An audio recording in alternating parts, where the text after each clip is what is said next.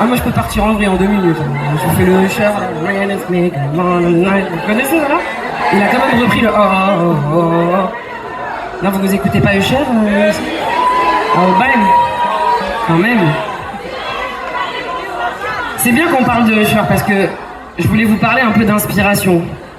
Moi j'ai une grande source d'inspiration, je vous ai dit tout à l'heure, quand on est avec du chagrin, forcément le premier truc qu'on fait quand on... À l'époque des cassettes. Je suis pas un alien, je suis juste vieille. Je sais pas ce que c'est, mais moi j'écoutais les cassettes de ma mère.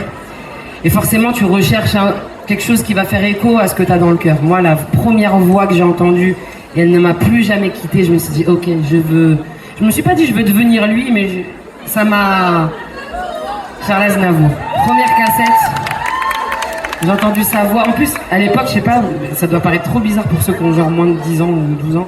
Mais il n'y avait pas de clip, il n'y avait pas internet. C'est-à-dire, moi, j'aimais un artiste, je savais même pas la tête qu'il avait. C'est parce que pendant 10 ans ou 15 ans, je l'ai imaginé, Charles Aznavour. Je savais pas à quoi il ressemblait. J'étais sûre qu'il avait les sourcils tombants parce qu'il est trop triste. Et c'est vrai que quand je l'ai vu, il était un peu...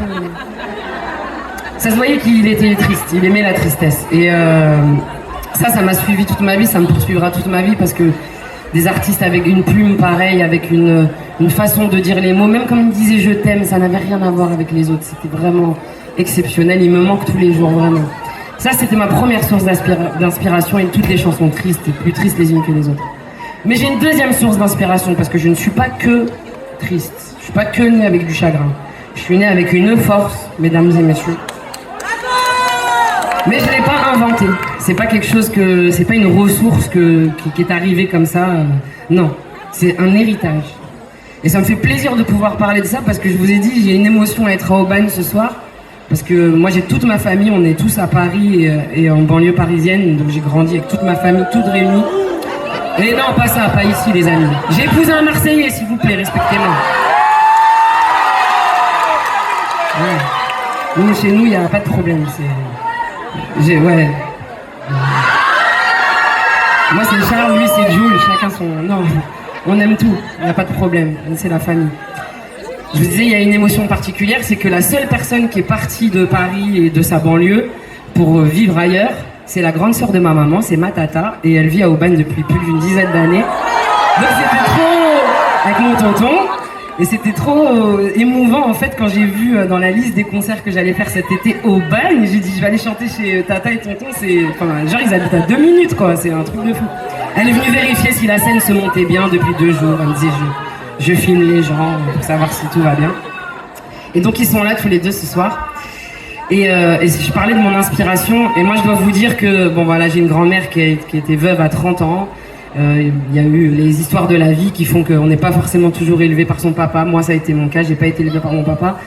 Mais j'ai eu la chance d'avoir une grand-mère qui est une Amazone et qui a eu 5 filles, dont ma maman, et dont ma tata qui est là, qui est la grande sœur, qui sont des warriors, des guerrières. Moi j'ai grandi avec ces nanas-là en me disant je veux pas devenir Madonna ou Beyoncé ou Mariah Carey. Moi je veux devenir ma mère, je veux devenir ma grand-mère, je veux devenir ma tante.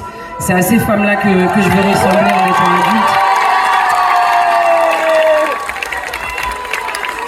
Et la chanson qui arrive maintenant, elle parle de ça, elle parle en fait de cette ressource qu'on a à l'intérieur. Ça veut pas dire qu'on manque de lucidité, ça veut pas dire qu'il faut être utopiste. Faut se dire que la vie, évidemment, il y a des gens qui ont un peu plus de chance que d'autres, qui vont être un peu plus privilégiés, mais franchement, la vie elle est comme ça, elle est un peu injuste. À un moment ou à un autre, on prend tous une tarte, on sait pas d'où elle arrive, mais on la prend. Et ce qui compte, c'est la capacité à se relever. Ça veut pas dire qu'on va tout réussir, ça veut pas dire qu'on atteindra tous les objectifs de sa vie, mais moi j'ai appris une chose, c'est que je peux me relever et que je peux essayer encore. La chanson, elle dit, à chacun de mes pas, je sais, c'est-à-dire je sais qu'il va m'arriver des galères, c'est comme ça fait partie de la vie. Mais à chacun de mes pas, j'essaye. Ça veut pas dire que je vais tout combattre, ça veut pas dire que je vais arriver au bout de tout, mais purée, je vais me lever et je vais essayer parce que je le dois à celles qui m'ont donné ma force en fait. Donc ce soir, c'est ce que je voudrais vous envoyer comme énergie, c'est bientôt la rentrée, on va tous retourner à des choses un peu plus... Bon, il y a ceux qui n'ont pas forcément fait de vacances, je pense très fort à eux. Mais en tout cas, il y a ce retour au boulot pour pas mal de gens et à l'école. Accrochez-vous les amis, IES. Il faut se battre, c'est comme ça, il faut essayer. Ceux qui réussissent, c'est forcément ceux qui ont essayé en tout cas. Donc c'est ce que je voulais vous envoyer ce soir. Le son des colombes.